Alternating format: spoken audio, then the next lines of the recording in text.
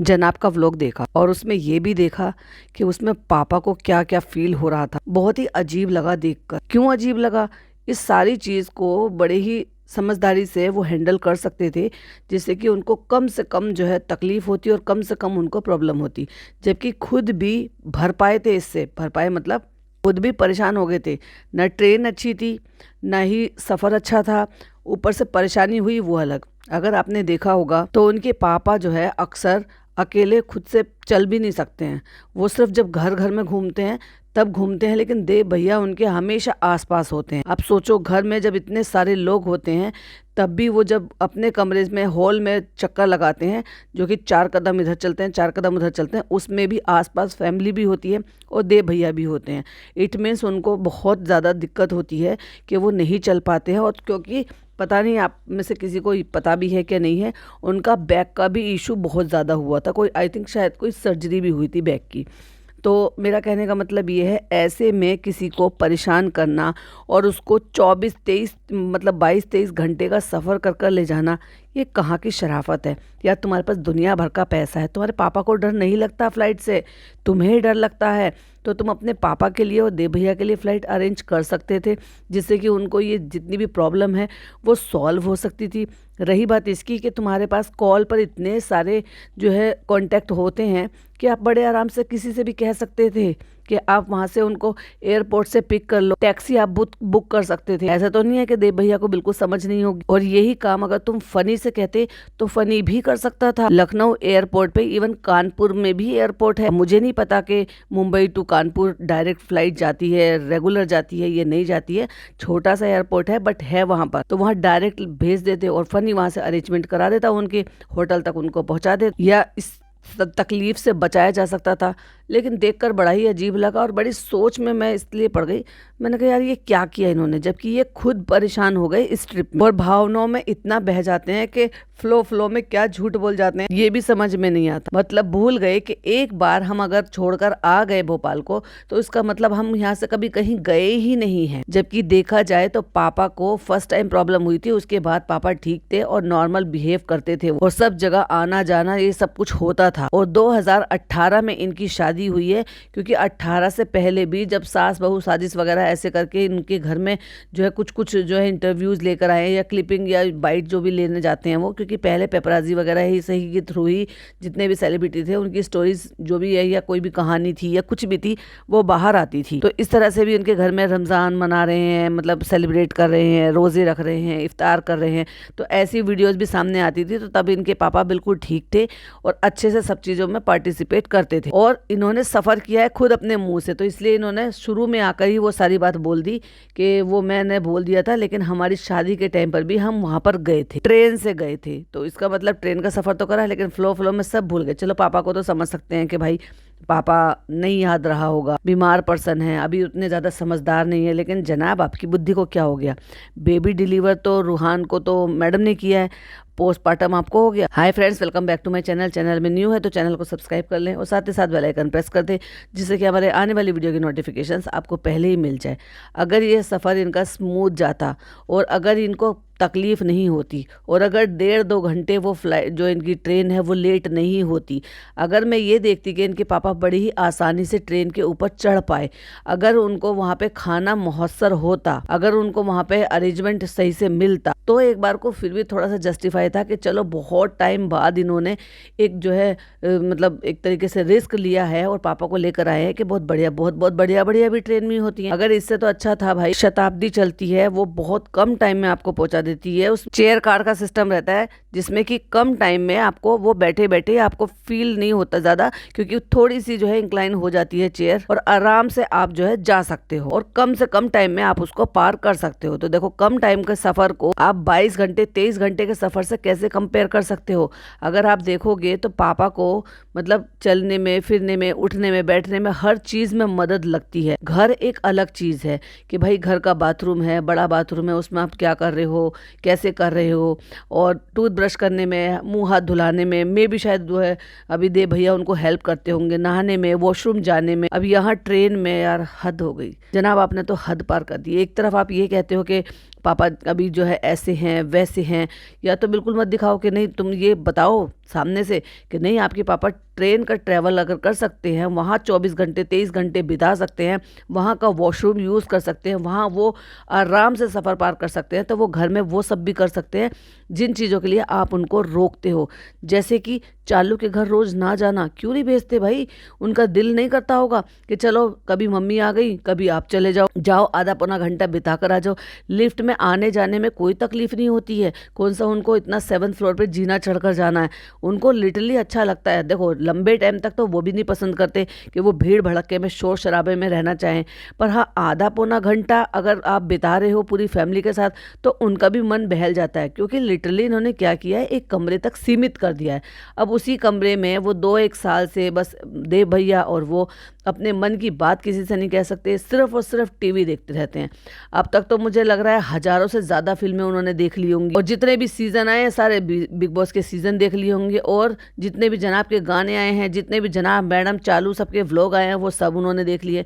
अब क्या ही करेगा इंसान, मोबाइल से ये लोग दूर रखते हैं, जैसे कि सुनने में आया था, क्योंकि मोबाइल भी एक बहुत अच्छी चीज़ है। अगर आप उससे कुछ भी सीखना चाहो, कुछ नया करना चाहो, अपना टाइम जो है वो अपना टाइम स्पेंड करना चाहो, बहुत सारी चीज़ें हैं, जैसे कि इनकी थेरेपीज चलती रहती है, उसमें आपको बहुत काम आ सकता है। देव भैया ने बीच में कोशिश की थी कि पापा के साथ जो है इंटरेक्ट होने की, अपने अकाउंट पे सब करने की, फिर उनको भी रोका गया, उसके बाद भी उनकी भी आनी बंद हो गई, और आई थिंक जो उन्होंने कुछ डाली हुई थी वो भी उन्होंने हटा ली, जितना मुझे ध्यान है। तो एक कमरे तक तुमने सीमित कर रखा है। एक तरफ तो तुम ये दिखाते हो कि पापा इतने वीक हैं, खुद से चल नहीं सकते, चालू के घर जा नहीं सकते, नीचे जा नहीं सकते, ये कर नहीं सकते, अपने खुद से सारे काम कर नहीं सकते, और अगर वो अपने हाथ से अपने बच्चों के लिए कोई लेटर लिखते हैं, कोई नोट लिखते हैं, तो इतना बड़ा खुश हो जाते हैं कि न जाने जैसे कोई 2 महीने के बच्चे ने पैदल चलकर दिखाया हो। मतलब मैं कह रही हूँ ना कि बहुत बड़ी थिंग।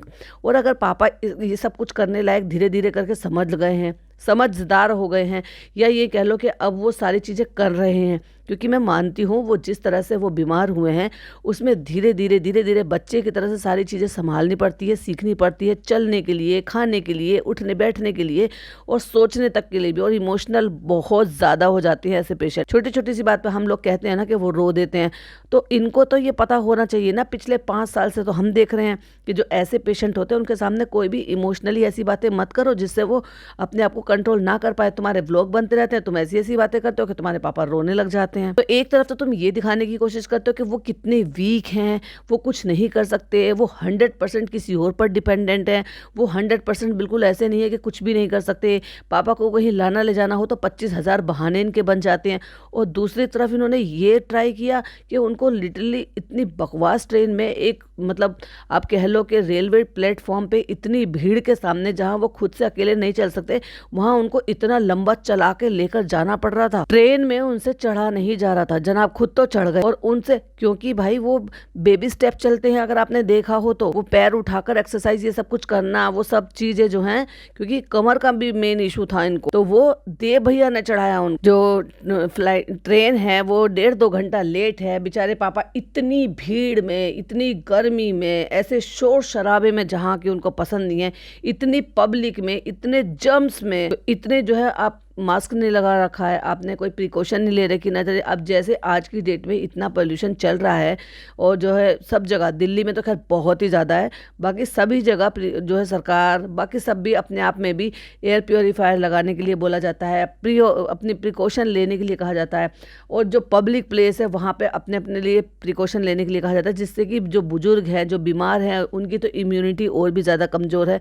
तो वहाँ तुमने वहाँ पे इतनी देर उनको बिठाए रखा, लाइक सीरियसली तुम्हें अकल नाम की चीज है कोई? अब लोग कहेंगे तो क्या हुआ, उनके पापा हैं, इसीलिए तो कि उनके पापा हैं। क्यों ये बेवकूफ़ी की? इतना बड़ी बेवकूफ़ी करने का क्या रीज़न था? जस्ट बिकॉज क्योंकि तुम्हें फ्लाइट से डर लगता है। और इस बार तो खुद भी पक गए कि ये ट्रेन अच्छी नहीं है, कहना तो नहीं चाहिए लेकिन कहना भी पड़ रहा है। तुमने इतने लंबे टाइम बाद अपने पापा को बाहर निकाला है, लेकर आ रहे हो, तो कम से कम फ्लाइट से ही ले आते। हम तो पहले ही सब चीज़ को कह रहे थे, सब पॉडकास्टर इस बात में बात कर रहे थे कि ये लाएंगे नहीं। क्यों? क्योंकि इनके पास तो ये बात है ना। और मैंने इसका बहुत वैलिड रीज़न दिया था। इस तरह के जो पेशेंट होते हैं उनको ठंड से और ऐसे जो है ना बचाया जाता है। बहुत ज़्यादा एक्स्ट्रा प्रिकॉशन लेनी पड़ती है। चलो ये लेकर आए, अच्छी बात है कि शादी है, घर की शादी में शामिल हुए होंगे या नहीं होंगे वो तो व्लॉग आएगा शाम को तो पता चलेगा कि शादी अटेंड करी है कि नहीं करी है। वैसे तो ये कहीं पर भी इनको लेकर नहीं जाते, घर में सिर्फ कैद करके रखा हुआ। जैसे कि सोसाइटी में कोई काम नहीं होता कि कहीं आना जाना हो तब नहीं होता। और दूसरी बात, आप हिल स्टेशन पे जाते हो या कहीं पर भी जाते हो तो आप कम से कम ऐसी जगह पर तो उनको लेकर जा सकते हो जहां पर बहुत ज्यादा ना सही लेकिन कम से कम और कुछ नहीं तो वहां की फ्रेश एयर उनको मिल जाए। अरे होटल से बाहर ना जाए, पहाड़ ना चढ़े, लेकिन वो इन्वायरमेंट तो जी सकते हैं, वो फ्रेश एयर तो ले सकते हैं हिल स्टेशन की। लेकिन नहीं लेकर जाते क्योंकि भाई पापा ऐसे हैं, पापा वैसे हैं, 50,000 बहाने। लेकिन ये जो जनाब ने किया है ना बेवकूफ़ी वाली हरकत, भाई ये बहुत ही बड़ी बेवकूफ़ी वाली हरकत थी मेरे नज़रिए में। आपके नज़रिए में क्या है जरूर से बताइएगा। खुद कुछ काम करते नहीं है, खुद को एक बंदा परमानेंट उनको चाहिए। अब चलो पापा बीमार है, पापा के लिए एक बंदा परमानेंट है। अब वो सारे A to Z सारे काम करता है जो एक बीवी को करने चाहिए, वो सारे काम भी दे भैया करते हैं। इवन अगर आपको ये पता हो क्या नहीं पता है कि इवन उनके कपड़े धोना, प्रेस करना, लगाना, सजाना, रखना, हर चीज़ की जिम्मेदारी से इन्होंने अम्मी को इन्होंने फ्री कर रखा है।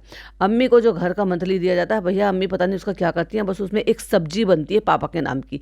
बाकी पापा के नाम से कोई एक सिंगल जिम्मेदारी नाम की चीज़ नहीं है जो अम्मी के हिस्से में आती है। जबकि देखा जाए तो रिटायरमेंट होने के बाद की या ये जो एज है उस एज में हस्बैंड वाइफ साथ रहें, दिन भर की बातें करें, अपने लिए ये कहते हो एक तरीके से फिर वो उनका मी टाइम हो जाता। उसमें दिन भर में अगर आप केयरटेकर रख भी रहे हो तो एटलीस्ट एक ऐसा हिसाब किताब बनाना चाहिए था कि जिससे कम से कम सारे दिन ना सही रात में तो कम से कम वो एक साथ रह सके, दिन भर की बातें कर ले, या फिर उनको ये ना लगे कि हम बिल्कुल ही अलग जुदा रहते हैं। दिन भर में आप अपना अम्मी नीचे रहें और रात को वो अपना पापा के पास आ जाए। लेकिन नहीं, कई कई दिन भी ऐसे भी हो जाते हैं भाई। पहले भी तो मैंने ऐसे देखा था चालू के व्लॉग में कि कभी नान चला गया उनका खाना ले गए, कभी पिज़्ज़ा चली गई है। ऑफ कोर्स अब जब वो उनमें से कोई लेकर जा रहा है तो फिर अम्मी को जरूरत ही क्या ऊपर जाने की। तो पापा को एक तरीके से ऐसे दबा के ढक के ऐसे रख रखा है बिल्कुल एकदम बच्चे की तरह से, जैसे बहुत छोटा बच्चा होता है उसकी बहुत ज़्यादा प्रिकॉशन होते हैं। और दूसरी तरफ उसी जो है प्रिकॉशन वाले बच्चे को या उसी तरह से इस तरह से सजाए हुए या इस तरह से बिल्कुल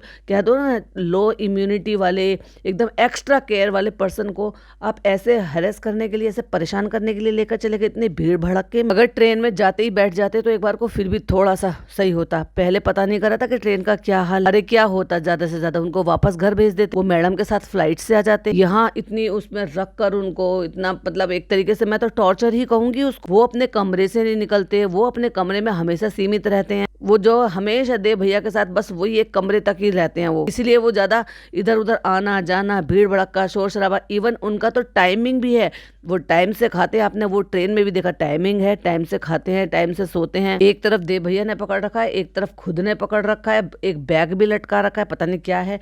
निक्को को रिकॉर्डिंग करा रही है। भाई अगर निक्को रिकॉर्डिंग नहीं करेगा तो फिर ये मतलब बाकी सारा सामान अगर वो पकड़ेगा तो रिकॉर्डिंग कौन करेगा। भाई छूटना नहीं चाहिए, नहीं व्लॉग का हर एक सीन आना चाहिए। लेकिन इसमें तो आपने अपनी ही जो है ना बेहुदा हरकत दिखाई है व्लॉग में, फायदा कुछ नहीं हुआ। और खुद ने टाइटल में ही लिख रखा पापा के साथ ट्रेन जर्नी। इसी बार ऐसा होना था वर्स्ट एक्सपीरियंस, क्योंकि तुमने अकल से काम ही नहीं लिया। इसीलिए तो मैडम तुमसे मच बेटर हैं। चालू की शादी में आए थे ना, जब इतना खर्चा हो रहा था, जब कहते हैं ना एक बेटी की शादी कर रहे हो तो तब तो एक एक पैसे को और भी बचा के रखना होता है। और यहाँ तो तुम्हारी ऐसी कोई दिक्कत भी नहीं है, लेकिन या तो ये खुलकर नहीं बताते कि भाई इनको पैसों की अब दिक्कतें आने लगी हैं, एक्स्ट्रा खर्चे। तो भाई क्या जरूरत है तुम्हें एवरी टाइम हर टाइम अपने साथ के लिए स्पॉट बॉय रखने के लिए। अभी कौन सा तुम मूवी कर रहे हो, थिएटर कर रहे हो, सीरियल कर रहे हो, जो तुम्हें चाय कर देने के लिए भी एक बंदा चाहिए, रिकॉर्ड करने के लिए भी एक बंदा चाहिए। हर एक छोटे छोटे से काम भाई साहब, मतलब अपना चश्मे रखवाने के लिए, उनकी देखभाल करने के लिए, उठा कर रखने के लिए, अपनी अलमीरा सजवाने के लिए, अपनी डाइट का खाना बनवाने के लिए। भाई हद है भाई, इंसान करना इसको कहते हैं करना ना करतूत। आगे मुझे अब याद नहीं आ रहा, इनके टॉपिक में तो याद नहीं आ रहा। मतलब इनके घर का एक ऐसा कल्चर बन गया है कि जो व्लॉग बनाते हैं, जो कमाते हैं, उसको कोई अधिकार नहीं है कि वो एक सिंगल काम भी करे। इवन अपने खुद के, अपने बच्चों के, एक चालू को देख लो जरा, खुद के बच्चे के लिए खुद के बच्चे का बेबी फूड तक नहीं बना सकती, आते के साथ ही वो काम भी। अरे भाई रुखसाना बाजी के सर पे पहले क्या कम काम है जो तुमने ये एक काम भी थोप दिया और कुछ ऊपर नीचे करें वो। भाई नहीं उनको पता बेबी फूड का, उन्होंने नहीं दिए होंगे कभी भी, और उनके बच्चे भी इतने बड़े बड़े हो गए हैं। तो जिस तरीके से डॉक्टर ने तुम्हें प्रिकॉशन लेकर बताया है, हाइजीन तरीके से तुम खुद से बनाओ ना अपने बच्चे का। तुमसे इतना भी नहीं होता, लाड प्यार में मांगा हुआ बच्चा, दुआओं में मांगा वो बच्चा। मतलब भाई तू क्या माँ बनेगी रे, तू अपने बच्चे का बेबी फूड तक नहीं तैयार कर सकती। वैसे ही जनाब को देख लो जरा, कहीं चलेंगे निकलेंगे वैसे तो डोले शोले डंबल उठाते हुए घूमेंगे, वैसे अपनी वाइफ को दे देंगे कि 2-2 सीढ़ियाँ चढ़ के, ऑपरेशन वाली लेडीज जिसकी इम्यूनिटी कमजोर है, जिसकी हैवी दवाइयाँ हैं, कि नहीं तू लेके चढ़ जा। वहाँ पे गए थे ना वो जो जहाँ इनके जिम वाले जो पार्टनर थे वो भोपाल में, वो 2 जीने लेकर चढ़ गए भाई साहब हील पहनने के बाद भी। अलग ही अजीब ही टाइप के यहाँ के सारे बंदे। उनको बैक का इशू है, तो इनको बजाय इसके कि उनको ऐसे कमर में हाथ डाल के सपोर्ट देकर चढ़ाने की बजाय, जो कि सही तरीके से देव भैया ने चढ़ाया है, ये जनाब खुद ऊपर चढ़ के उनका हाथ ले रहे हैं। हाथ तो ऑलरेडी उन्होंने पकड़ रखा है, उनके पास पकड़ने के लिए है, तुम्हारी क्या जरूरत है। ऑलरेडी दोनों तरफ वो पाइप लगा हुआ होता है पकड़ने के लिए, जो ट्रेन में हैंडल होता है जिसको पकड़ कर चढ़ते हैं वो है। तुम क्या हाथ दे के बड़प्पन दिखा रहे हो।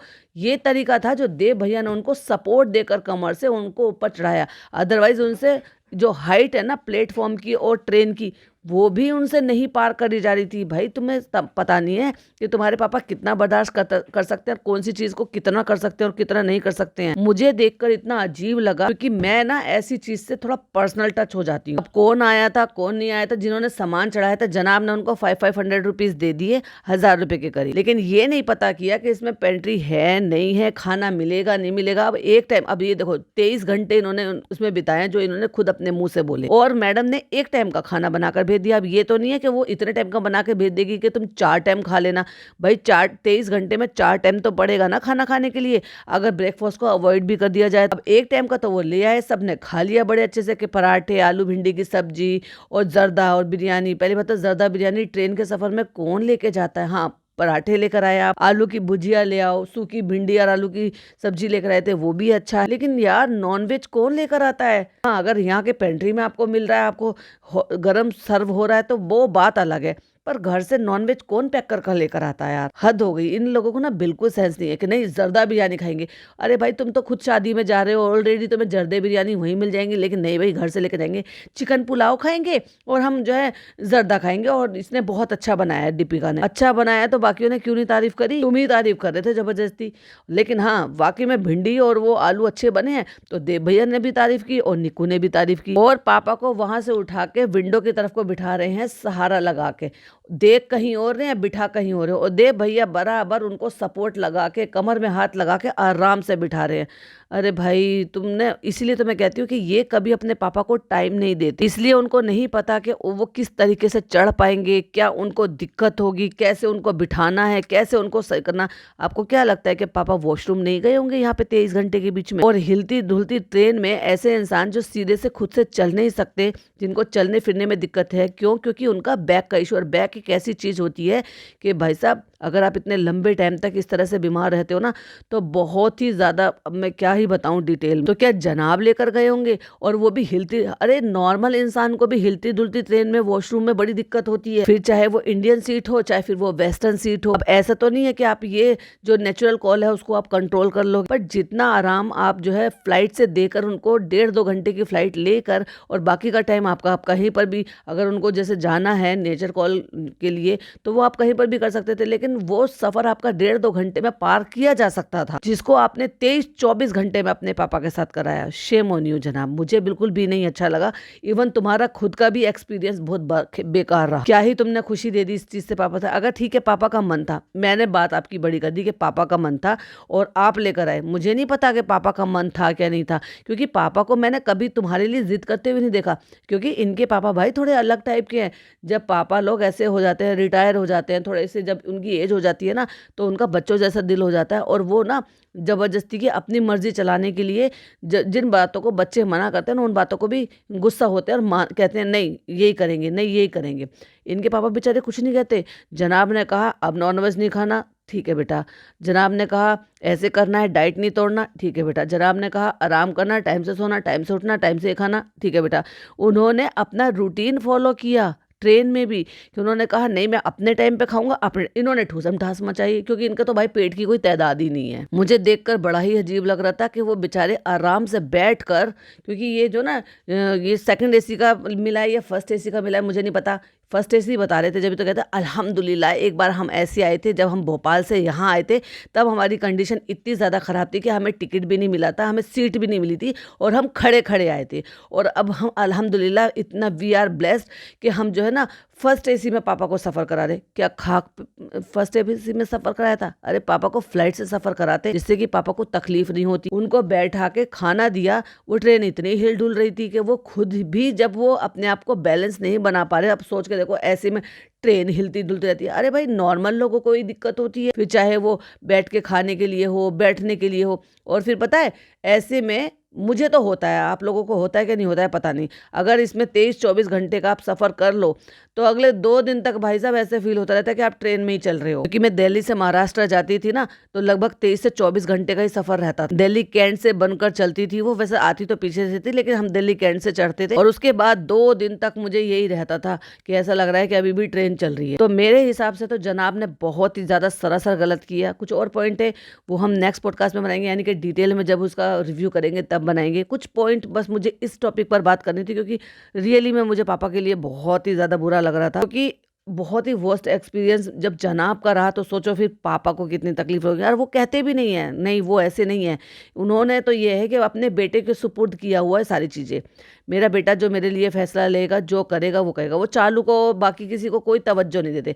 मैडम जनाब ने ऐसे कहा तो वैसे कहा, कभी जिद नहीं करते। कभी कभी सुना मैडम के मुंह से, जनाब के मुंह से, या इनकी अम्मी के मुंह से, या चालू के मुंह से कि पापा जिद करते हैं, पापा ऐसे करते हैं, पापा मानते नहीं है, पापा ने ये कहा, पापा ने ऑब्जेक्शन उठाया।